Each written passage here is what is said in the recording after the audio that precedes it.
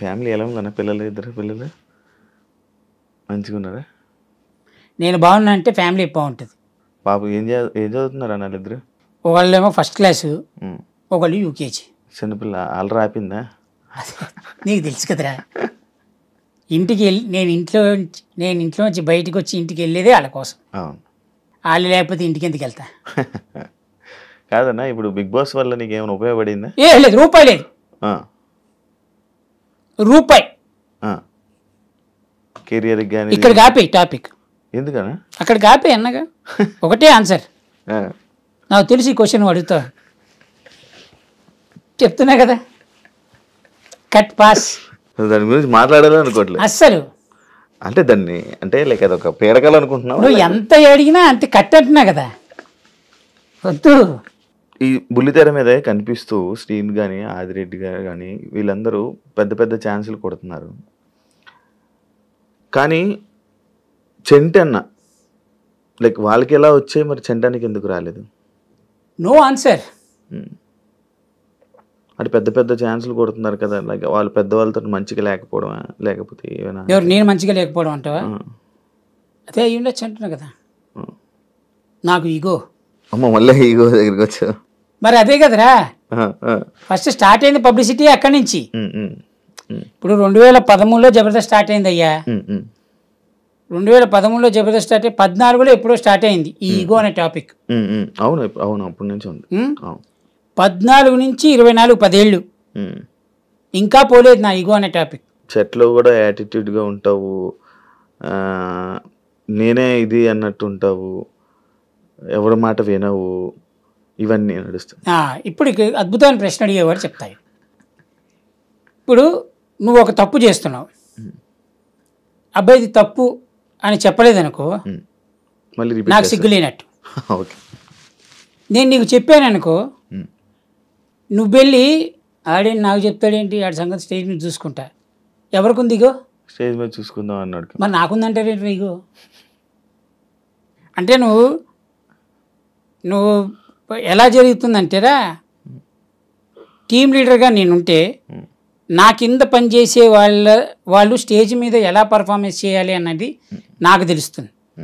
ఇంతవరకు నా స్క్రిప్ట్లో ఏ రోజు కానీ ప్రాక్టీసులు పెట్టలేదు ఎవరికి. ఈ డైలాగ్ ప్రాక్టీస్ చేయి, అది ప్రాక్టీస్ చేయి, ఇది ప్రాక్టీస్ చేయని.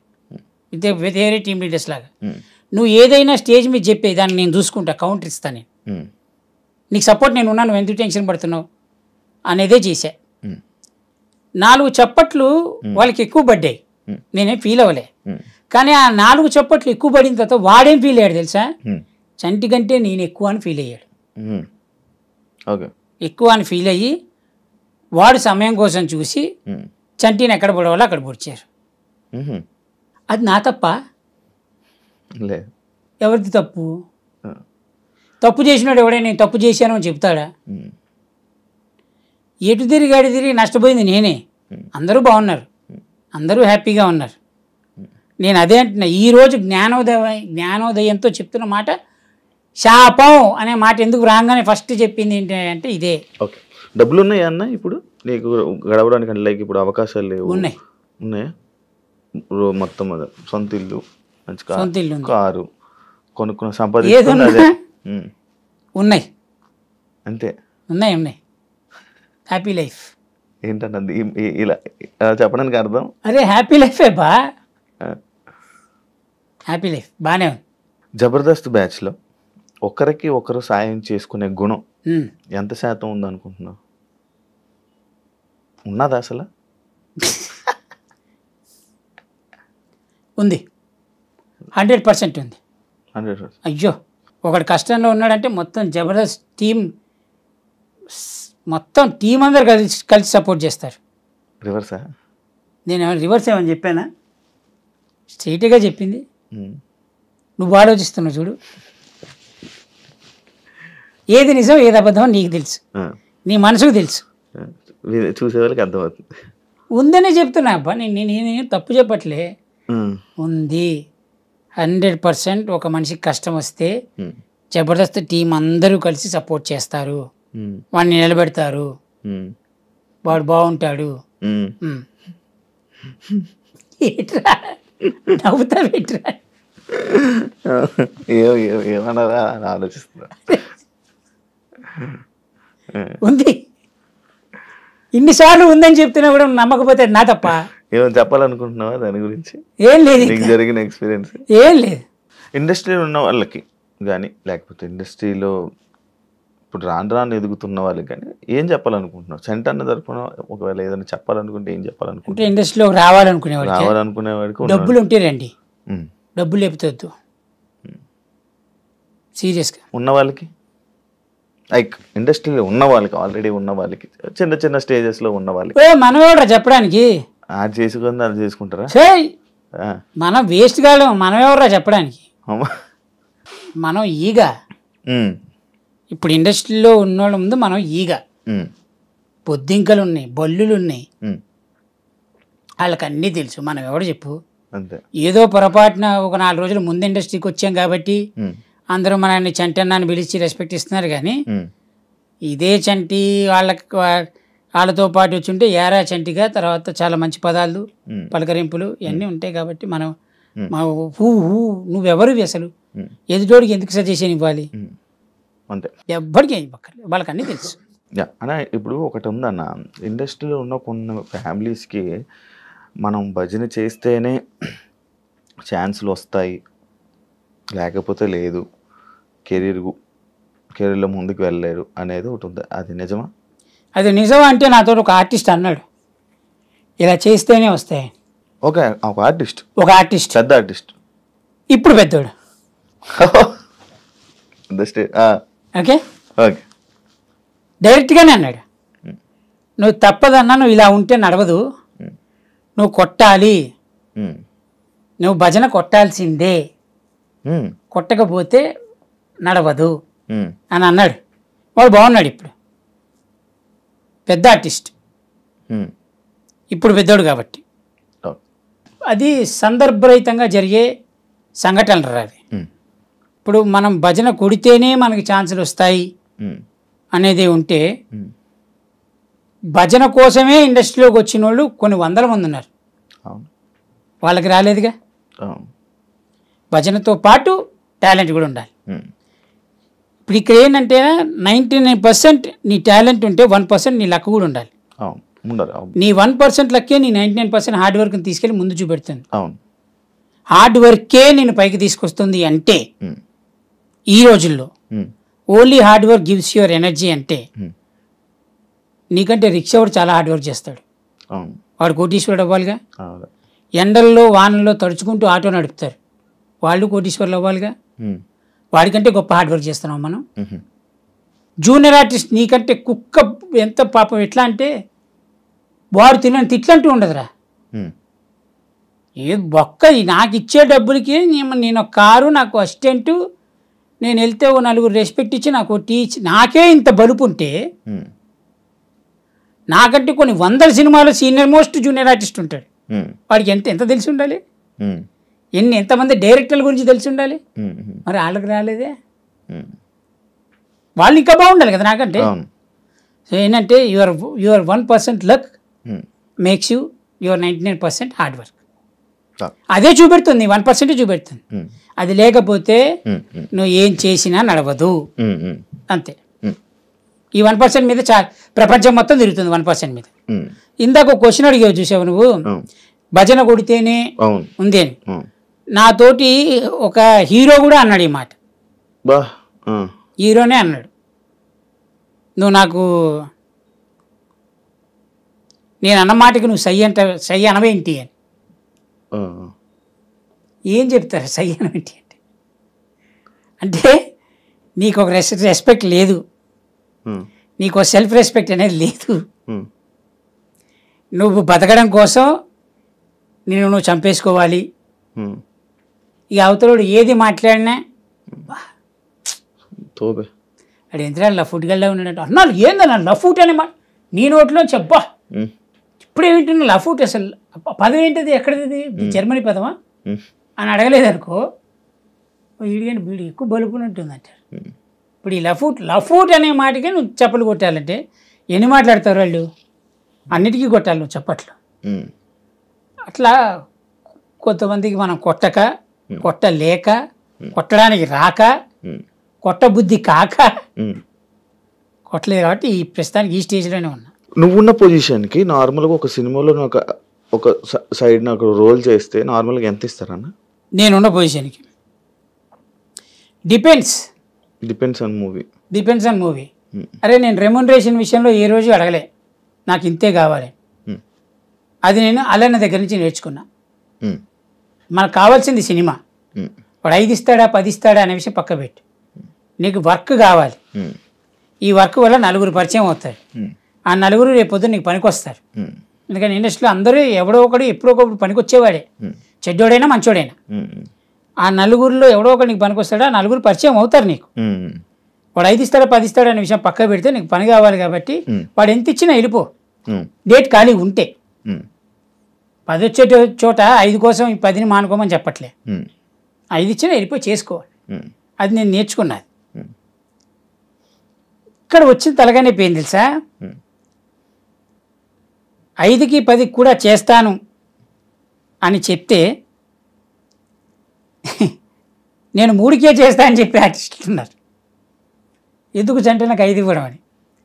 ఇది ఎవరు చెప్తారు? ఇందాక నేను చెప్పా కదా, co director or assistant directors or team of the direction department. వాళ్ళకి ఉండొచ్చు ట్రాన్సాక్షన్, తప్పులేదు, నేను ఏమంటే తప్పు పట్టలేదు. సో వాళ్ళు చెప్పడం వల్ల చంటి గారికి 3 5 ఎందుకండి, చంటి గారికి 10 ఎందుకండి, మనోడు 7:30కి వస్తా అంటున్నాడు కదా. అందుకేనా అన్న సీనియర్ కమేడియన్లు తక్కువైపోయి జబర్దస్త్ కమేడియన్స్ రావడానికి రీజన్ అదేనా? నువ్వు అడిగే ప్రశ్నలు ఎలా ఉన్నాయి తెలుసారా, గోడకి మేక్ కొట్టేటప్పుడు సుత్తితో కొట్టావా రాయితో కొట్టావా అన్నట్టుంది. ఎటు కొడితే మేకు దిగుతుందా లేదా, ఇది కాన్సెప్ట్. ప్రొడ్యూసర్ వైజ్గా ఆలోచిస్తే నాకు ఎంత బడ్జెట్లో తక్కువ అవుతుంది అనేది ప్రొడ్యూసర్ ఆలోచిస్తాడు. డైరెక్టర్ వైజ్గా ఆలోచిస్తే ఈ క్యారెక్టర్ పలానోడు చేస్తే బాగుండు అని ఆలోచిస్తాడు.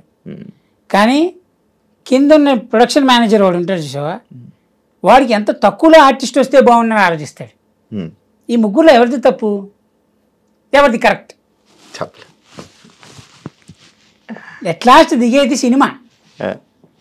సినిమా ఆడియన్స్కి థియేటర్లో అయితే రాయరు కదా, పలానా ఆర్టిస్ట్కి పేమెంట్ ఇవ్వలేకపోవడం వల్ల ఈ క్యారెక్టర్ పలానా ఆర్టిస్ట్ చేస్తున్నాడని కింద స్టేట్మెంట్ వెళ్తే జనాలు కూర్చొని చదువుతారా? అయ్యయ్యో సునీల్ గారు ఇంత తీసుకుంటున్నారని గెటప్ సీన్ పెట్టారంట, గెటప్ సీన్ ఇంత తీసుకుంటున్నారని ఆదిని పెట్టారంట, ఈ 2 రోజులే ఆది అంట అని ఈ క్యారెక్టర్ కోసం స్టేట్మెంట్ రాయలేరుగా. అలా మళ్ళీ నేను సీనుని సునీల్ అని ఆది గారిని సీన్ అన్నని వీళ్ళని ఏమన్నా అన్నారు అనుకుంటున్నారు. నా ఉద్దేశాలు అది కాదు, ఫర్ ఎగ్జాంపుల్ చెప్తున్నా అంతే. నేను ఒకవేళ మీకు కరెక్ట్ ఏంటి సారీ, ఎందుకన్నా ఎక్స్ప్లెనేషన్ ఇవ్వలే వద్దురా. సీను ఫ్యాన్స్ ఉండొచ్చు, సునీల్ ఫ్యాన్స్ ఉండొచ్చు, సునీల్ అన్న ఫ్యాన్స్ చాలామంది ఉంటారు కాబట్టి వాళ్ళు హర్ట్ అవ్వచ్చు. ఆది గారి ఫ్యాన్స్ ఉండొచ్చు, మళ్ళీ కమెడియన్ ఆది గారి ఫ్యాన్స్, వాడు ఎక్కడో కాపు కాసి నన్ను కొట్టడానికి రెడీగా ఉండొచ్చు. చెప్పలేం ఎవ్వడు అరే నాన్న వద్దుపా ప్రశాంతంగా ఉన్నా నన్ను ఉండనండి. ఫర్ ఎగ్జాంపుల్ కోసం మాట్లాడిన మాటలు కూడా తప్పు పెట్టే వాళ్ళు చాలామంది ఉన్నారు. సో మనకు ఆ పంచాయతీ వద్దు కాబట్టి, సో స్క్రీన్ మీద పలానా ఆర్టిస్ట్తో జరుగుతోంది కదా అని చెప్పి స్టేట్మెంట్ ఇవ్వరు కాబట్టి, సో ఈ ఆర్టిస్టులు ఎవరి ప్లేస్లోకి ఎవరు వస్తున్నారు అనేది ఎవరు చెప్పలేరు. ఇప్పుడు ప్రొడ్యూసర్ని తప్పట్టడానికి లేదు, డైరెక్టర్ని తప్పట్టడానికి లేదు. డైరెక్టర్కి పాపం ఏ పేమెంట్కి ఏ ఆర్టిస్ట్ వస్తాడో డైరెక్టర్కి తెలియదు కాబట్టి వాళ్ళు ఇచ్చిన క్యారెక్టర్లనే చేపించుకోవాలి. కోఆర్డినేటర్ వచ్చి సార్ ఈ పలానా క్యారెక్టర్ మనోడు చేస్తాడు సార్ చింపేస్తాడంటే నచ్చేది తీసుకోవాలి, ఆప్షన్ లేదు. ఎందుకంటే కింద టీం వర్క్ కదా. పెద్ద పెద్ద డైరెక్టర్లు అయితే డిసైడ్ చేయొచ్చు. ఇప్పుడు ఈ అప్కమింగ్ డైరెక్టర్లు ఏదో 2-3 సినిమాలు హిట్ ఇచ్చిన డైరెక్టర్లు తప్పదు, కింద కోడుకు అసిస్టెంట్ నీకు తెలియని ఏమున్నాయి ఇండస్ట్రీ పంచాయతీలు అంతే. అన్నా నా షో నా ఇష్టం హోస్ట్, దాని తర్వాత మళ్ళీ ఇంకేమైనా హోస్ట్ చేసావా? లేదు. ఎందుకు అది అయిపోయిందా? తెలీదు, ఇంతవరకు నేను క్వశ్చన్ చేయలేదు ఆ విషయంలో. నేను అది చెప్తా చూడు, దానిలో నీకు ఏమైనా అన్యాయం జరిగింది? భీమిలి కబడ్డీ జట్టు తర్వాత అవును ప్రేమ కావాలి, వీడి తేడా, SMS, ఈ 4 సినిమాలే నాకు గుర్తున్నాయిదా. ఓకే, భీమిలి కబడ్డీ జట్టు 4 సినిమాలు గుర్తున్నాయి. దాని తర్వాత చేసిన కొన్ని సినిమాల పేర్లు గుర్తులేవు నాకు. పెద్దగా పేరు వచ్చిన సినిమాలు కూడా కావు. నా ఫస్ట్ సినిమా జల్లు, అది గుర్తుంటుంది ఎప్పటికీ. అయితే దాని తర్వాత నేను జనాల్లోకి ఎలా వెళ్ళాను అంటే because of Mallemala. I respect Mallemala any time. ఎందుకంటే చంటి అనేవాడు జనాల్లోకి తీసుకెళ్ళింది మల్లెమాల. చంటి అనేవాడిని యాంకర్ చేసింది మల్లెమాల. చంటి అనేవాడు బైక్ మించి కారుకు వచ్చి కారు నుంచి ఒక ఇల్లు కొనుక్కొని ఇంటి నుంచి పెళ్లి చేసుకొని హ్యాపీగా బతుకుతున్నాడు బికాస్ ఆఫ్ మల్లెమాల. చంటికి కోపం వచ్చి జబర్దస్త్ మానేసి మళ్ళీ జబర్దస్త్లోకి ఎంట్రీ ఇచ్చినా నో అని చెప్పు రా, ఎన్నిసార్లేరా అని నమ్మింది మల్లెమాల. మరి ఇప్పుడు లేదేంటనా చెప్తా. ఇవన్నిటికీ మల్లెమాల, ఐ థ్యాంక్స్ మల్లెమాల. కానీ కొంతమంది కొన్ని కారణాల వల్ల, కొన్ని అద్భుతమైన విషయాల వల్ల, మరి వాళ్ళకి ఏం చెప్పారో నాకు తెలియదు. ఓకే, వాళ్ళు అది చెప్పడం వల్ల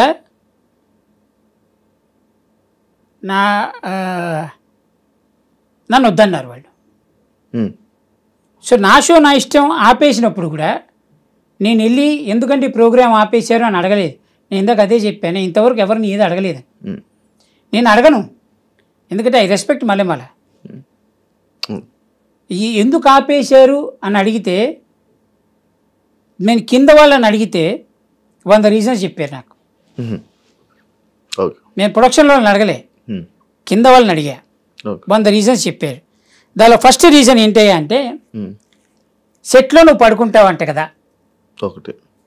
ఓకే, నేనేమన్నానంటే అది నిజమా అబద్ధమా అనే విషయం పక్కకు పెడితే, నా షో నా ఇష్టం ప్రోగ్రామ్ చూసిన వాళ్ళందరికీ తెలుసు, ఒకే యాంకర్ కంటిన్యూగా మాట్లాడుతూనే ఉండాలి, రైట్, అరుస్తూనే ఉండాలి. మంచి హిట్ షో కూడా అరుస్తూనే ఉండాలి, కంటిన్యూ, ఎక్కడ బ్రేక్ ఉండదు. వాళ్ళు నేను గెలుకుతూనే ఉండాలి, నేను లేపుతూనే ఉండాలి, అల్లరి చేస్తూనే ఉండాలి. ఇప్పుడు షోకి మధ్యలో, ఎపిసోడ్కి మధ్యలో ఓ 3 hours గ్యాప్ ఉంటుంది. ఈ 3 hours గ్యాప్లో నేను పడుకుంటానా, రోడ్డు మీదకి వెళ్ళి సొల్లేసుకుంటానా, తిరిగి బయటికి గాలి తిరిగి వస్తానా అనేది అనవసరం. నీ షోకున్నానా లేనా, రైట్, ఇది కదా ఇంపార్టెంట్. అలా కాదంట పడుకోకూడదంట, అంటే ఆరెస్ట్ కూడా ఉండకూడదు అనమాట. అదొక రీజన్ అన్నారు. నాకు అనిపించింది, అయ్యో పాపం నా నిద్ర వాళ్ళకి ఇబ్బంది అవుతుందేమో అని. ఇప్పుడు మనం పొద్దున్నే ఒక టైంకి, వాళ్ళు ఒక టైంకి చెప్తారు, ఆ టైంకి మనం ఉంటాం. కాస్ట్యూమ్ వేసుకోవడానికి, అది రెడీ అవ్వడానికి, నాకు తెలిసి ఈ రోజుల్లో పెద్ద టాప్ మోస్ట్ యాంకర్లు అని చెప్పుకునే అందరూ 9:30 ఆన్ స్టేజ్ అనగా 9:30 మేకప్తో ఇట్లా కూర్చోవట్లేదు ఎప్పుడు, since from so many years. ఒక 1/2 hour 1 hour అటు ఇటు అవుతుంది. నీకు తెలుసు ఆ విషయాలు. అవును, ఆబ్వియస్లీ ఎవరికైనా అదే టైం పడుతుందిగా, మేకప్ వేసుకోవాలి, అది పడుతుంది కదా. ఈ గ్యాప్ ఉంటుంది చూసావా, ఇది వాళ్ళకి ఇబ్బంది అంట. అది ఎవరి వల్ల, నా వల్ల, అది ఇబ్బంది అంట. ఇది సెకండ్ రీజన్. ఒకటి పడుకోవడం, ఇది గ్యాప్. మూడవది, నా షో నా ఇష్టంలో ఇప్పుడు రివీల్ చేస్తా నీకు, కింద ఆర్టిస్టులు వాళ్ళందరూ ఆడియన్స్ కూర్చుంటారు కదా, వాళ్ళకి క్వశ్చన్స్ చెప్తారు. ఈ క్వశ్చన్స్ ఎవరు చెప్పాలి, రైటర్స్ చెప్పాలి. వాడు లేట్ చేస్తే నాదే తప్పు లేదు. వాడు నేర్చుకుంటాడు, ఒకడు నేర్చుకోడు. అందరికీ నేర్పించిన తర్వాత నన్ను పిలవాలి స్టేజ్ మీదకి. వాళ్ళు నేర్చుకోకపోవడం ఎందుకు జరిగింది అంటే, నేను 1 hour లేట్ అయినందుకు వాళ్ళు నేర్చుకోలేదంట. ఇది ఒక రీజన్ అంట.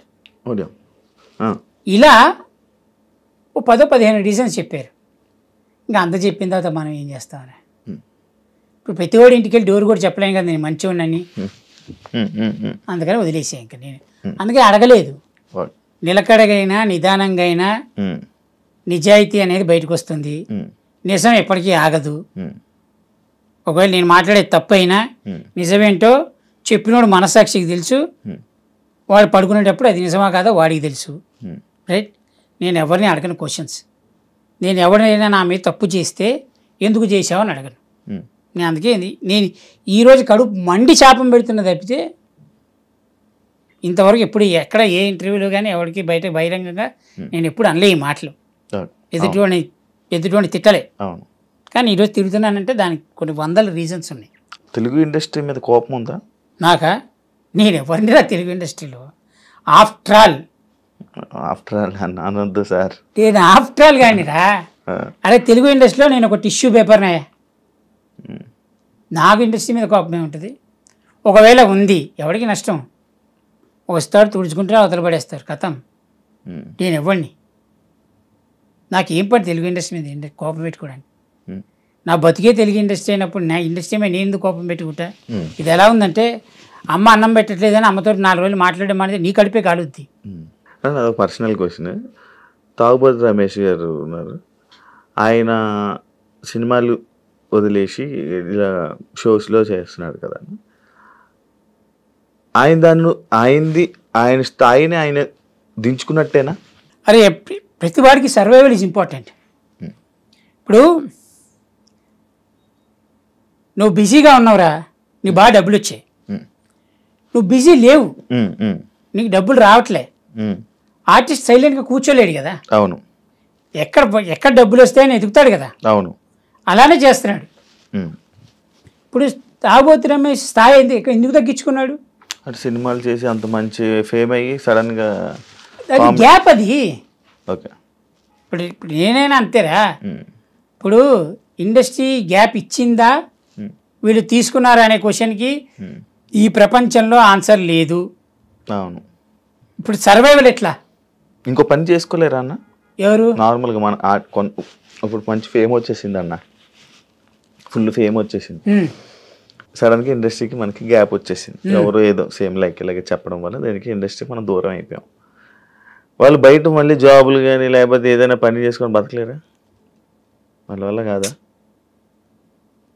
బతకగలుగుతారు ఎప్పుడు తెలుసా? అన్నీ వదులుకొని ఎవరెట్టమా ఎట్ట అనుకుంటే నాకెందుకు అని వదులుకొని బతికినా పొద్దున్నే పోక్ చేసేవాడు ఒకడు ఉంటాడు. ఎలా ఉండేవాడు ఇబ్బయ్యా, కిరాణా షాప్ నడుపుకుంటున్నావు, పాపం కష్టపడి సంపాదించుకుంటున్నావు అని ఒక్కడ మాట్లాడరా. సూపర్ మార్కెట్ పెట్టుకున్నాడు ఏంటి? ఈజీ పదం ఏంటి తెలుసారా? ఆడప్పుడు బాగుంటే ఈ కర్మ ఈ పరిస్థితి వచ్చేది కాదు. ఈడు ఇండస్ట్రీలో పెద్ద 100 సినిమాలు తీసి ఈయన్ని పోషించి పెంచిన వాళ్ళలాగానే అప్పుడు బాగుంటుంటే వీడికి ఏం తెలుసు వాడి గురించి అసలు? నువ్వు టీవీలో నెలకి 199 రూపాయలు కట్టుకుని వచ్చే ఛానల్లో చూసి చప్పట్లు కొట్టినోడివి, వాడు వస్తే ఫోటోలు దిగినోడివి. నువ్వు వెళ్ళి మందికి చెప్తావు వాడి గురించి. వాడు అప్పుడు అలా చేశాడంటరా, అందుకే ఇప్పుడు ఇలా తయారయ్యాడు. నీకేం తెలుసు అసలు? నీకు ఆడి కష్టమేం తెలుసు, ఆడి చెమటేం తెలుసు, వాడికి ఎందుకు గ్యాప్ ఇచ్చింది? ఈ సినిమా ఇండస్ట్రీలో ఏ ఆర్టిస్ట్ పడే బాధలో 0.1% కనుక వేరే వాడికి వస్తే ఎవరు తట్టుకోలేడు, చచ్చిపోతారు. అవును, అది నిజం. ఆర్టిస్టులు తట్టుకున్నంత బలంగా ప్రపంచంలో ఏ ఇండస్ట్రీలో ఏ మనిషి తట్టుకోలేదు, ఏ జీవరాశి తట్టుకోలేదు. మనం ఎందుకు తట్టుకోగలుగుతున్నాం అంటే మనకు అన్నీ తెలుసు, తప్పదు, ఆప్షన్ లేదు. మనకి ఏమీ లేకపోయినా కిరాణా షాప్ ఎందుకు పెట్టుకున్నావు అంటే మనకు మాత్రమే తెలుసు కిరాణా షాప్ ఎందుకు పెట్టామని. అవతలోడు కొనుక్కోవడానికి మాత్రమే వచ్చినవాడు, వాడి అవసరానికి వచ్చినవాడు. కానీ వాడు మనకు అన్నం పెట్టలే, మనం అమ్ముతున్నాం, వాడు ఇస్తున్నాడు. ఇదే అమ్మకం మనం చాలా చేసాం ఇంతకు ముందు. మన టాలెంట్ అమ్ముకున్నాం, మన కష్టాన్ని అమ్ముకున్నాం, డబ్బులు వచ్చినాయి. గ్యాప్ వస్తుంది. ఏమో ఎవడ దృష్టి పెట్టింది ఎవడికి తెలుసు? ఈరోజు కిరాణా షాప్ రేపు సూపర్ మార్కెట్ అవ్వచ్చు. నా కొడుకులు ఉంటారు చూసావు, కెలికే నా కొడుకులు బాగా కష్టం. ఇప్పుడు మళ్ళీ మాట తిప్పుతారా, బాగానే కష్టపడ్డాడు అమ్మ, సూపర్ మార్కెట్ పెట్టాడు, మామూలు కష్టం ఏంటారు అది, చాలా బాగా కష్టం. కానీ లేచి నిబడ్డాడు ఏంటాడు, ఇదో ఈడు ఆడుతోటి ఉన్నట్టే రోజంతా. అంటే వాడు బాగుంటే వాడు నావాడు, వాడు బాగాలేకపోతే మాత్రం ఎలా ఉండేవాడు రా పాపం. ఈ పాపం అటాచ్మెంట్ ఏంటంటే వీడికి పాపం తగలకుండా ఉండడానికి.